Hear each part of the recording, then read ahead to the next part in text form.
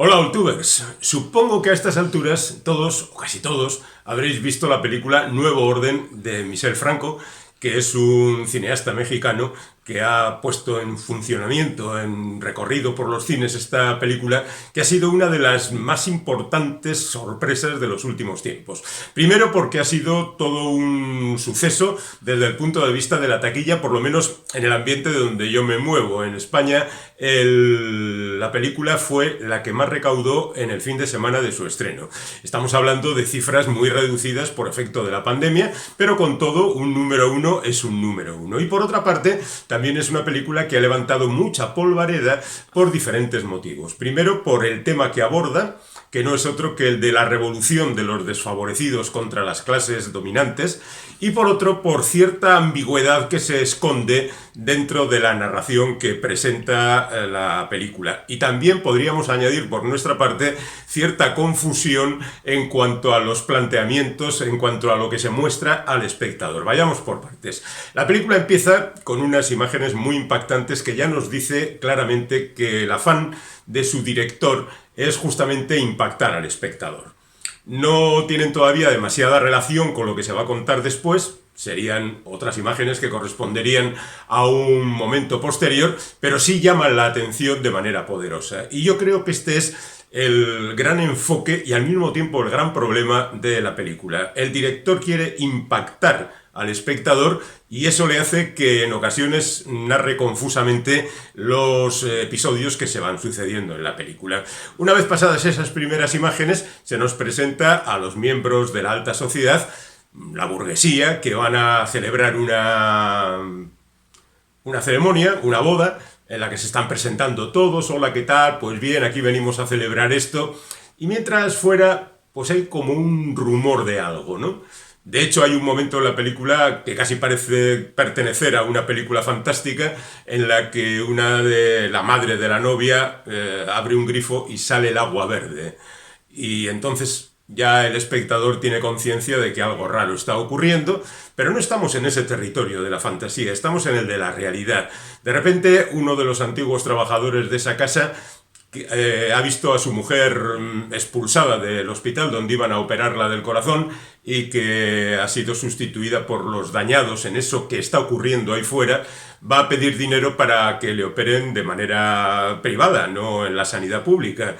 Y los miembros de la familia pues se hacen un poco los desentendidos y algunos le dan algo de dinero, no lo suficiente. La novia es la que más se compromete, incluso más tarde pues labrará su infortunio buscando a ese hombre para darle más dinero. Bueno, el asunto está en que poco a poco esto se va ampliando, aparecen por el jardín de la casa los rebeldes, los revolucionarios, y la cosa, a partir de ese momento, se desata un baño de sangre y, bueno, pues la situación pasa a mayores. No contaré más y diré, como insistiendo un poco en lo que decía antes, que las circunstancias narrativas no parecen funcionar siempre en la misma dirección porque, por ejemplo, las fuerzas del orden, el ejército que toma partido rápidamente y sofoca esta rebelión, pues parece que no se entienden los unos con los otros y al final uno no sabe muy bien cómo es el desarrollo de las vidas de algunos de los personajes, ¿no?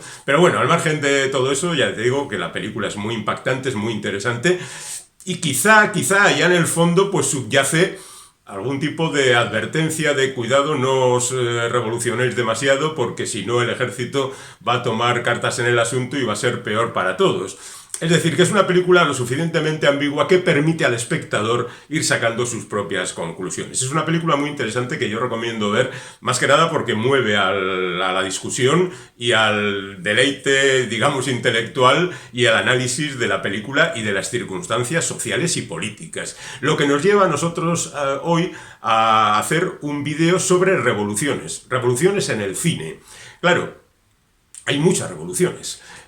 Digamos que están las tres canónicas, que son la Revolución Francesa, la Revolución Mexicana y la Revolución Rusa, pero por ejemplo los estadounidenses llaman Revolución Americana su rebelión contra la metrópoli en el siglo XVIII, en el momento en que consiguieron su independencia. En principio deberían llamarla la Revolución Estadounidense y no americana, pero con esa afición que tienen los yanquis a quedarse absolutamente con toda la denominación del continente, pues la llaman Revolución Americana.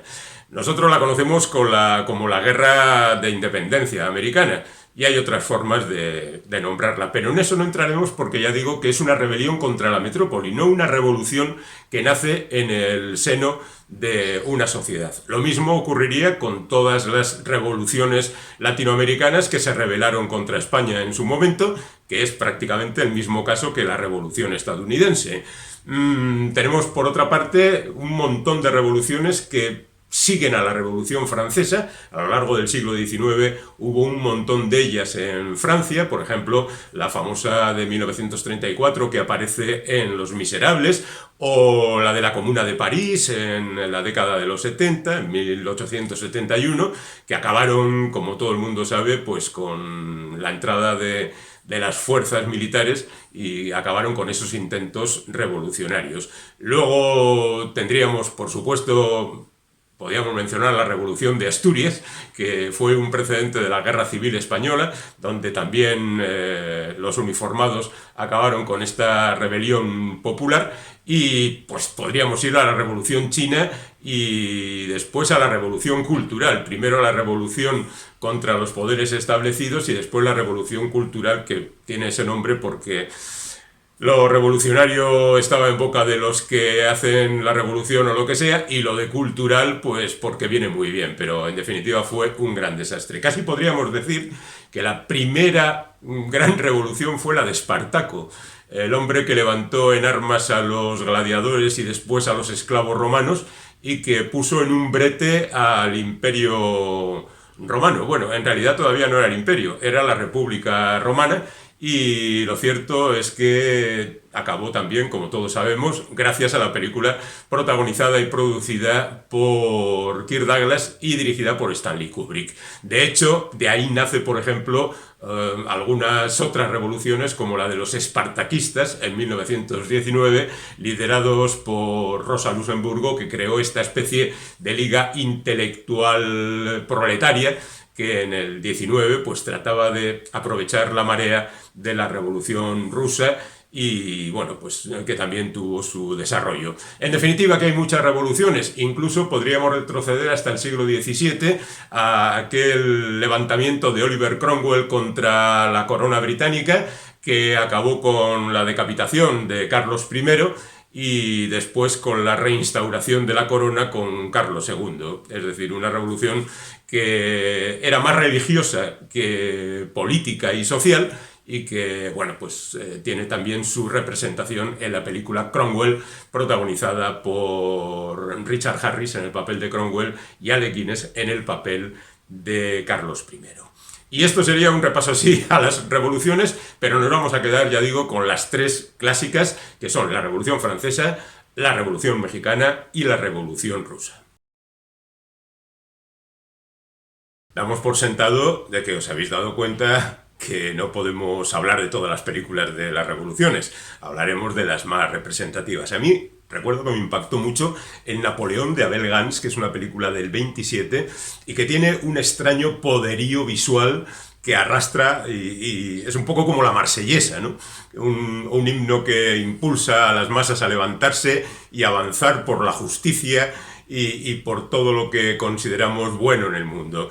La verdad es que con el paso del tiempo quizás se ha visto un poco desfigurado ese atractivo. Quizá su versión de 1955 de Sacha Guitry sea ahora más asimilable a lo que acostumbramos a ver, pero en cualquier caso son dos películas interesantes. Voy a dejar al margen a Napoleón, porque Napoleón y las guerras napoleónicas y todo ese jaleo es otro género. Vayamos directamente con lo que es, aunque claro, Napoleón aparece porque está directamente relacionado con la Revolución Francesa. Otra película característica sería La Marsellesa, de 1935, hecha por Jean Renoir, y que viene a contar también las peripecias de primero la Revolución y luego Napoleón haciendo sus cosas para conseguir el poder. En ese sentido, casi tendríamos que retroceder hasta 1921 para encontrarnos otra vez con Griffith, el tipo que hizo El nacimiento de una nación, Intolerancia y todo eso, que antes había hecho Las dos huerfanitas, que en realidad es un melodrama, pero que se ambienta en los días de la Revolución Francesa. Y como tal, pues pretende reflejar aquello y lo representa pues al estilo Hollywood de manera más o menos discutible. En ese terreno podríamos seguir con Madame du Barry, que es una película que hizo Robert Preston en 1919 y que cuenta las historias de la nobleza por aquel entonces. Lubitsch también tuvo algo que ver con alguna película hecha en Alemania antes de su marcha a Estados Unidos, pero digamos que casi de manera general se piensa que María Antonieta de William Powell del año 38 podría ser la película más representativa de lo que se conoce como la parte anterior justo a la Revolución, es decir, la representación de la nobleza, la representación de la corona y todas las historias relacionadas con la situación que llevaron después a la Revolución. Norma Shearer era la protagonista de esta película. Sofía Coppola, por supuesto, hizo muchos años después otro María Antonieta, que fue muy criticada en su momento por utilizar cierta imaginaria pop que de alguna manera venía a desvirtuar lo que supuestamente se pretendía contar. Pero bueno, tampoco vamos a entrar en esas discusiones. Yo voy a quedarme con algunas películas que me parecen muy representativas. Una de ellas es Marat Sade. En realidad esta es una adaptación de una obra teatral que es la persecución y asesinato de Jean-Paul Marat, representada por los internos del asilo de Charenton, dirigidos por el Marqués de Sade. Todo ese título corresponde justamente a que supuestamente el Marqués de Sade hace en un manicomio la representación de la muerte de Jean-Paul Marat a cargo de Charlotte Corday. Marat es uno de los teóricos de la Revolución y estaba, debido a una enfermedad de su piel, permanentemente metido en agua. Hasta que un día Charlotte Corday, que en realidad no era una contrarrevolucionaria ni nada, pero simplemente era una dirigida por otros poderes, fue y lo mató allí en su bañera. Y esa representación sirve en un principio a Sade y por otra parte a los que hicieron la película, Peter Brook, que es el que dirigió la película y que antes lo había dirigido en teatro, para representar la revolución. Otra película esencial es La noche de Varenne del año 82, dirigida por Ettore Scola. Cuenta cómo el rey Luis XVI y María Antonieta y el resto de la corte se fugan, eso es un hecho real, se fugan de París y tratan de huir de Francia, pero son interrumpidos en Varenne y allí son capturados de nuevo y de nuevo llevados a París, donde tiempo más tarde serían ejecutados los dos en la guillotina. Pero en el recorrido, en la película de Ettore Scola, aparecen una serie de personajes que van a dar mucho juego al director. Uno es, por ejemplo, Giacomo Casanova, interpretado por Marcello Mastroianni. Otro es Tom Paine, uno de los revolucionarios de la revolución estadounidense, que fue uno de los teóricos de aquella revolución. Y eso les permite tratar intelectualmente el asunto de la revolución. En ese sentido, podríamos también, desde un punto de vista religioso, hablar de Diálogo de Carmelitas, a cargo de unas monjas que van a ser ejecutadas. Es otra obra de teatro llevada al cine. Tenemos, por supuesto, el Danton de Andrzej Wajda, el polaco que se ha fijado mucho a lo largo de su carrera cinematográfica en figuras históricas. Danton, interpretado en este caso por Gerard Depardieu, es otro teórico que se enfrenta a Robespierre y, bueno, pues al final acaba mal. Robespierre también acabará después mal en esa época del terror, llamada el terror, que ocurre entre 3 y 4 años después de digamos, la revolución, el comienzo de la Revolución Francesa, la toma de la Bastilla, aquel 1789 y después el 1792-93, que es la época del terror. La inglesa y el duque, de Eric Romer, es una película de 2001 que también habla de la revolución, pero digamos desde la trastienda, desde las negociaciones con la nobleza, desde los intentos de arreglo para tratar de sacar adelante la situación. La más reciente película sobre la Revolución Francesa yo creo que es Un pueblo y su rey. Es de 2018 y es una película interesante, pero muy pobre en el sentido de que no tiene dinero para representar las masas que de alguna manera representarían a los revolucionarios. Y en ese sentido, pues se ve que es una película que necesitaría de más monedas para salir adelante, pero incluso el tratamiento es como muy lejano, como muy poco pasional, muy poco estimulante. Yo creo que la Revolución Francesa necesita una película en el siglo XXI que la represente de alguna manera.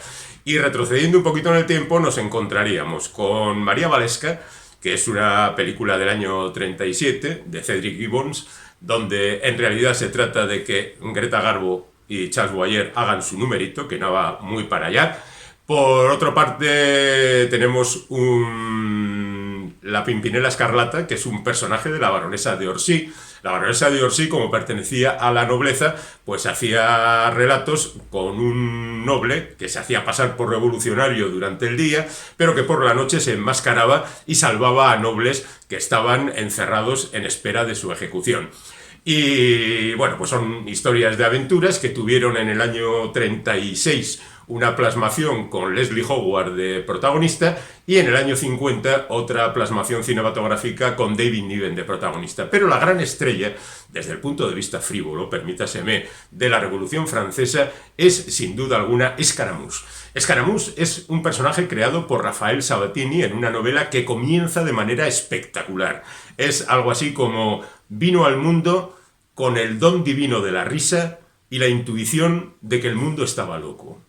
Luego la historia pues es un poco peor, se pierde un poco en divagaciones, pero afortunadamente en el año 52 George Sidney, que era un especialista en películas de capa y espada, había hecho Los Tres Mosqueteros, por ejemplo, recoge al personaje y lo convierte en algo verdaderamente asombroso. Una película de aventuras sin descanso, con el protagonista, que no es otro que Stuart Granger, enfrentado permanentemente a un malo malísimo que es Mel Ferrer, que por cierto es un pésimo actor, pero aquí da muy bien la talla, tampoco Granger es precisamente Marlon Brando, y por otra parte con dos personajes femeninos interpretados por Janet Leigh y Eleanor Parker. Y el duelo final en las tribunas de un teatro es algo verdaderamente maravilloso, sorprendente, magnífico, irreal totalmente, pero que si podéis recuperar esta película. Por cierto, hay una versión del año 63 del cineasta español Antonio Isasi Isasmendi con Gerard Barrae, que se titula La Máscara de Scaramouche, que no está nada mal. No puede competir con la original de Sidney, pero la verdad es que, bueno, Isasi Isasmendi fue un director muy interesante, desde Rapsodia de Sangre a Estambul 65 o Las Vegas 500 millones. Son películas que conviene la pena recordar, pero no estamos aquí para recordar a Isasi Isasmendi, sino para hablar de las revoluciones. Vamos a hablar ahora de la Revolución Mexicana. En realidad, si vamos cronológicamente, deberíamos hablar antes de la Revolución Rusa, que más o menos empieza en 1905, el acorazado Potemkin y todo eso, y tiene su gran explosión en 1917. Pero la Revolución Mexicana empieza en 1910, y casi siguiendo el orden de las apariciones en las revoluciones de un personaje muy curioso, John Reed, que estuvo primero en la Revolución Mexicana y después en la Revolución Rusa, y que es el único estadounidense que ha sido enterrado en el Kremlin. Pues vamos a establecer esta relación primero con la Revolución Mexicana y después con la Revolución Rusa. La mexicana, como decimos, empieza en 1910. Las revoluciones tampoco empiezan de la noche a la mañana, se va creando un caldo de cultivo, se va creando ambiente y hasta que hay, en ocasiones, una gran explosión, como podría ser la toma de la Bastilla o la toma del Palacio de Invierno. Pero por otra parte, en el caso de la Revolución Mexicana no hay un hecho tan determinante que marque justamente el comienzo de la revolución, ¿no? Bueno, pues en el norte Pancho Villa y en el sur Emiliano Zapata, como figuras más representativas, se enfrentan al poder, tienen que padecer los desafueros de muchos políticos que durante los muchos años que dura la revolución, pongamos 10, pero ya digo que las fronteras no están perfectamente delimitadas, pues tratan de aprovecharse de la situación, digo, esos políticos, y ellos son continuamente traicionados en sus ideales. Digamos que La cucaracha, de Ismael Rodríguez, puede ser una película muy representativa de la Revolución Mexicana. Es del año 59, pero en esta película, entre otras cosas, aparece la plana mayor del cine mexicano como intérpretes. Está María Félix, está Pedro Armendáriz, Dolores del Río, Emilio Fernández, que además de actor fue un magnífico director, y está Antonio Aguilar, que es otro de esos actores representativos de la época, y viene a culminar lo que se conoce como la etapa de oro del cine mexicano. No toda esa etapa habla de la Revolución Mexicana, pero sí hay algunas películas bastante representativas. Mencionemos algunas. Por ejemplo, está la Revolución Mexicana contada en la trilogía de la Revolución de Fernando de Fuentes, cuyos títulos son El prisionero número 13, El compadre Mendoza y Vámonos con Pancho Villa. En estas tres películas lo que hace el señor Fuentes es contar la revolución, pero además plantear diversas alternativas, casi diríamos morales. Se habla generalmente de personajes que se ven impulsados, no de motu propio, sino impulsados por las circunstancias a participar en la revolución. Y entonces, pues también se viene a discutir ciertos métodos, ciertos hechos de la revolución.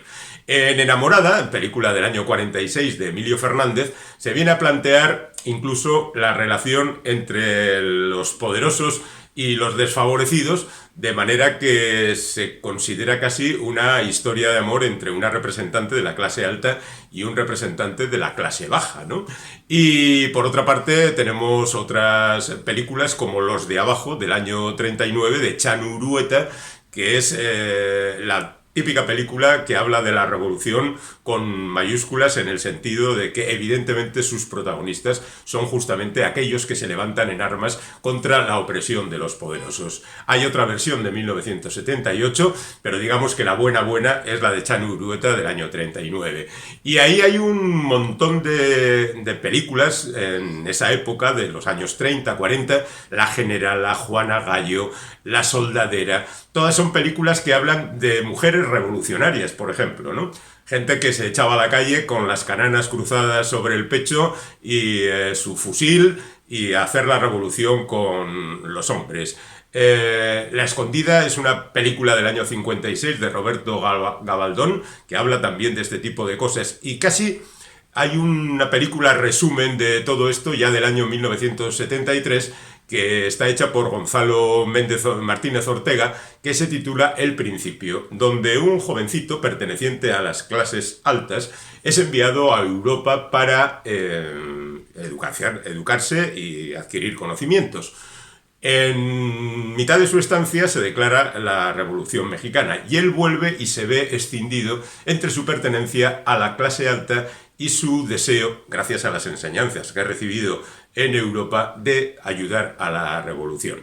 En ese sentido, también deberíamos hablar de El Impostor, de 1960, de Emilio Fernández, que es la historia de un tipo nada dado a convertirse en revolucionario, pero que, aprovechando su enorme parecido con un individuo que era un preboste de la revolución, se infiltra ahí como si lo fuera, ¿no? Y en ese sentido también teníamos la película Cuartelazo, de 1977, de Alberto Isaac, que habla también de una revolución por parte de un destacamento del ejército. La verdad es que hay un montón de películas que hablan a lo largo de toda la historia del cine mexicano de la revolución, ¿no? Pero podemos hablar, por ejemplo, de Presentando a Pancho Villa, que es una película hecha por los Yankees, por Bruce Beresford, con Antonio Banderas de protagonista, que es una película lamentablemente muy mala. Y en ese sentido podríamos hablar de otras películas yankees que hablan de la revolución, porque cruzar el Río Grande es muy sencillo y lo han hecho los yankees para vivir aventuras en México continuamente. Casi podíamos hablar de Viva Villa, que es una película protagonizada por Wallace Beery, que hicieron varios directores, William Wellman y Howard Hawks entre ellos, del año 34, donde Wallace Beery, que era una figura tremenda por aquel entonces, incorporaba al revolucionario. Y en la década siguiente tendríamos El Fugitivo, de John Ford, donde Henry Fonda interpreta a un sacerdote que se hace pasar por paisano, basada en la novela de Graham Greene, pero al que sus problemas y dudas religiosas le obligan a tomar decisiones importantes. En ese sentido, pues podemos hablar de Viva Zapata, la fantástica película de Elia Kazan, con Marlon Brando interpretando a Emiliano Zapata y Anthony Quinn a su hermano, con el que consiguió un Oscar, el bueno de Quinn. como mejor actor secundario. Podíamos hablar de películas como Villa Cabalga, de Buzz Kulik, donde Yul Brynner interpreta a Pancho Villa y Robert Mitchum a un estadounidense que sabe manejar un avión y le ayuda en sus batallas. Agáchate maldito, una de las películas de Sergio Leone, que presenta por un lado a un mexicano interpretado por Rod Steiger y por otro lado a un miembro del IRA que interpreta a James Coburn, que un día deciden robar un banco, pero se equivocan de edificio y dinamitan una cárcel soltando a unos revolucionarios y se convierten en héroes de la revolución. Tenemos Los Profesionales, que es una película que toca tangencialmente el tema, con 4 profesionales que van a rescatar a la mujer de un hacendado estadounidense. Tenemos Grupo Salvaje, que es directa heredera de Los Profesionales, con un grupo de yanquis que atracan un banco en Estados Unidos, cruzan la frontera y se meten en la revolución. Y tenemos ese recuerdo a Ambrose Bierce, que es Gringo Viejo, basada en la novela de Carlos Fuentes, que nos presentaba a un Gregory Peck interpretando a Ambrose Bierce. El hecho claro es que Ambrose Bierce un día cruzó el Río Grande porque ya tenía 70 y tantos años y no encontraba sentido a la vida, y dijo algo así: ser un yanqui en medio de la Revolución Mexicana, esto sí que es eutanasia. Y él cruzó la frontera y no se sabe qué es lo que pasó. Y la novela y la película tratan de reconstruir qué es lo que ocurrió, pero por supuesto es todo inventado. Y en ese sentido, en los últimos tiempos, tenemos algunas películas, generalmente documentales, como por ejemplo Los Últimos Zapatistas, que es del año 2004, Los Últimos Zapatistas, Héroes Olvidados, de Francisco Taboada, que es un documental sobre el tema, o Cámara Casasola, que reconstruye la figura de Francisco Emilio Casasola, que fue un fotógrafo que estuvo haciendo fotos durante la Revolución, y con esas fotos se ha construido un documental. Y casi terminaría mencionando la película Revolución, que es de 2010, donde un montón de cineastas mexicanos, Carlos Reigadas, Gael García Bernal, Diego Luna, un montón de cineastas mexicanos decidieron hacer su particular episodio, juntarlos todos en una película, y eso es Revolución. Este ha sido el repaso largo a esa Revolución Mexicana, pero hay muchos títulos más que los más entendidos seguramente echaréis en falta. No me lo tengáis en cuenta. Y ahora vamos ya con la Revolución Rusa. Evidentemente, al mencionar la Revolución Rusa, hay que mencionar a Sergei Eisenstein, el creador de una forma de hacer cine, el creador, dicen, del montaje cinematográfico, el creador de, inventar el cine de una manera definitiva gracias a sus películas, en principio relacionadas con la Revolución Rusa. La más famosa, por supuesto, es El acorazado Potemkin, la historia de aquella rebelión de los marineros de un barco, el acorazado Potemkin, a los que daban de comer carne podrida hasta que se levantaron en armas y en el puerto de Odessa protagonizaron una rebelión que de alguna manera es el campanazo de salida de la Revolución Rusa, aunque tendrían que esperar todavía 12 años para que la revolución estallara con todas sus consecuencias. El acorazado Potemkin es famosa por muchos motivos, entre ellos la famosa escena de la represión en las escaleras de Odessa, esos primeros planos inigualables, ese montaje frenético, eso que nos lleva al auténtico meollo de la revolución. Evidentemente, Eisenstein tiene otras películas tan famosas o casi como esta, que serían La huelga y Octubre. Las dos, la primera hecha a continuación del acorazado Potemkin y Octubre en el 27. A mí Octubre es la que más me gusta de las tres, porque creo que Eisenstein ha estado haciendo pruebas en las dos anteriores y ya en Octubre tiene cogido absolutamente el punto a su estilo cinematográfico, y la verdad es que es impresionante. Octubre es impresionante de verdad. Por entonces también se hacen otras películas, por supuesto. La madre, basada en la famosa novela de Gorky, hecha por Pudovkin, que también está ambientada en 1905 y que cuenta las desgracias del pueblo llano que no tiene para comer y la madre que no tiene para alimentar a sus hijos. El mismo Pudovkin dirigirá El fin de San Petersburgo en 1927, que cuenta las penurias llevadas a San Petersburgo, luego Leningrado, y la verdad es que pues es otra muestra de un trabajo asombroso. En ese sentido, igual convendría recordar que hay películas anteriores. Por ejemplo, hay una película desconocida, yo no la conozco, que se titula Los estigmatizados, que hizo Carl Theodor Dreyer en el año 1922. Es una película que se perdió y seguramente no se ha recuperado entera. Hay fragmentos que hablan de justamente las condiciones del pueblo en la época inmediatamente anterior a la Revolución Rusa. Esta sería una de ellas. Otra sería El 41, que es una película de Protazanov, una historia de una guerrillera, una francotiradora, que lleva 40 muertos en su haber gracias a su extraordinaria puntería, y el número 41 le crea problemas porque es un antiguo enamorado suyo, y entonces a partir de ahí se crea un conflicto por su parte. Pero hay más. En Estados Unidos, por ejemplo, se había hecho en el año 28 La Tempestad, dirigida por Sam Taylor y protagonizada por John Barrymore.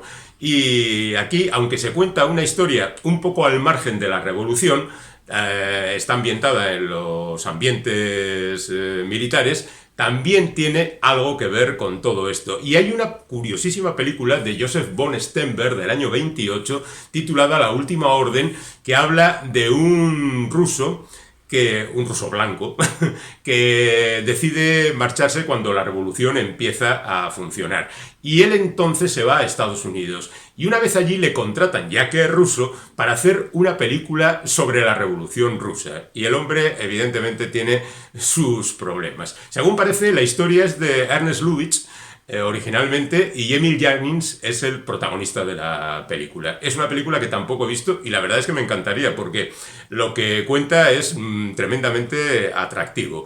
Siguiendo con Eisenstein, digamos que entre el 25, 26, 27 que rueda sus grandes obras y el año 35 parece que su furor revolucionario se ha perdido un poco y rueda El Prado de Vezín, una historia donde ya no está tan claro quiénes son los buenos, y la verdad es que aunque todavía sigue cantando a la revolución, parece que a Stalin no le hizo mucha gracia y entonces secuestró la película. Se ha recuperado tiempo más tarde y se muestra que Eisenstein sigue siendo un maestro. Pero eso sirvió para que Eisenstein decidiera que no iba a seguir rodando películas sobre la Revolución Rusa y se iba a dedicar a los caballeros teutónicos y a Iván el Terrible y cosas por el estilo. Bueno, al margen de todo esto, podemos decir que en el año 37 Mikhail Roman y Dmitry Vasilyev ruedan Lenin en octubre, que es más o menos una biografía, casi hagiografía de Lenin y lo que hizo justamente durante la Revolución de Octubre. El bueno de Vasilyev tenía dos hermanos, Georgi y Sergei, que hicieron Chapayev, el guerrillero rojo, en el año 1934. Esta es una película muy conocida que también canta las glorias de Chapayev, este guerrillero rojo que se enfrentó al ejército en su momento, al ejército blanco, y con buenos resultados por su parte. En el año 32 se rueda una curiosa película en Estados Unidos titulada Rasputín y la zarina. La dirige Richard Bonelavsky y está interpretada por el triunvirato de los Barrymore, Lionel Barrymore, Ethel Barrymore y John Barrymore, los tres hermanos que eran súper famosos en aquel entonces. No es propiamente una película sobre la revolución, porque habla sobre Rasputín, que, como sabéis, es aquel monje que convenció a la zarina de que tenía poderes extraordinarios, que podía curar a su hijo, el heredero, que estaba con una salud muy delicada, y este hombre pues se ganó el favor de la zarina y del zar, y luego fue asesinado por algunos nobles, que les costó lo suyo, según parece, acabar con este titán tremendamente fuerte y muy seductor para las damas. Pero bueno, al margen de eso, digamos que en el año 37 se hace La Condesa Alejandra, a cargo de Jack Fader, con Marlene Dietrich, también una noble rusa que tiene que partir para el exilio, y con eso ya veríamos a la etapa en la que se hacen películas sobre Anastasia, la supuesta hija del zar, que había escapado de la masacre de Ekaterinenburgo y ataba por Europa perdida. Entre otras cosas, sirvió para que Ingrid Bergman volviera a Hollywood después de su escapada italiana con Roberto Rossellini, y que además entrará por la puerta grande de nuevo porque era la hija pródiga que volvía a casa. Hay otra versión sobre las andanzas de Anastasia en una película de animación del año 97 dirigida por Don Bluth, que cuenta pues un poco más infantilmente estas andanzas. Y con eso llegamos a los años 60. Bueno, mejor, en el año 57 se hace El Don Apacible, que es esa enorme novela que permitió a su autor convertirse en un premio Nobel, la obra de Mikhail Sholokhov, que cuenta la historia de Rusia un siglo antes prácticamente de que estallara la Revolución Rusa. Eso, diríamos, es el final de la novela. La versión original dura 6 horas y la versión que hicieron para Estados Unidos duraba menos de 2, con lo cual pues se contaba más bien poco. No he visto la versión original y ya me gustaría, pero bueno, ahí queda. En esta línea estaría Doctor Zhivago, del año 65, que adapta la novela de Boris Pasternak, que también fue premio Nobel, y que hizo David Lean, que fue una película súper famosa, con Omar Sharif, con Julie Christie, Geraldine Chaplin, etc. Siberiada, del año 78, es de Andrei Konchalovsky, cuenta la historia de una familia rica y otra pobre en los tiempos de la Revolución, pero en Siberia, además, con todo esto añadido. O Los Rojos y los Blancos, que es una película hecha desde Hungría por Miklos Jaakso, con las consecuencias que tuvo la Revolución Rusa cerca de Hungría. Y en ese sentido podíamos añadir también la más reciente sobre estos temas, que es Antón, su amigo, y la Revolución Rusa, que está ambientada en Ucrania en los tiempos de esa revolución, justamente, y que es una película que podría ser un poco mejor. Es nueva, es del 2019, yo acabo de verla, y en otro vídeo, en el resumen de películas vistas, hablo un poquito más en extenso de ello. Hay películas como La Comisaria, que se rodó en el 67, Esclava del Amor, que es una película muy curiosa porque está dirigida por Nikita Mikhalkov y habla de la revolución interfiriendo en el rodaje de una película que habla de amor. Y luego tendríamos Nicolás y Alejandra, de Franklin Schaffner, que cuenta la historia del último zar y de su señora, La agonía de Rasputín, de Len Klimov, del año 81, o El Batallón, que en 2015 habla de un batallón de mujeres que también estuvo a las órdenes de la revolución. Bueno, hay mucha historia que contar y poco tiempo para hablar de películas, pero ya os he dado una visión más o menos acertada de lo que se ha hecho en este sentido. Y casi podríamos terminar el repaso a estas películas sobre la revolución con una frase que se pronuncia en una de esas películas que hemos mencionado ya, Los Profesionales, de Richard Brooks, que tiene Richard Brooks en el ciclo de la generación de la violencia. Hay un vídeo dedicado a este hombre y hablo en extenso de Los Profesionales.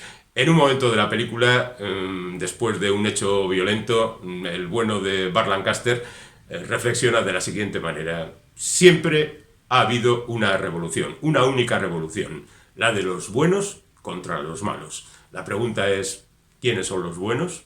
Ahí lo dejamos.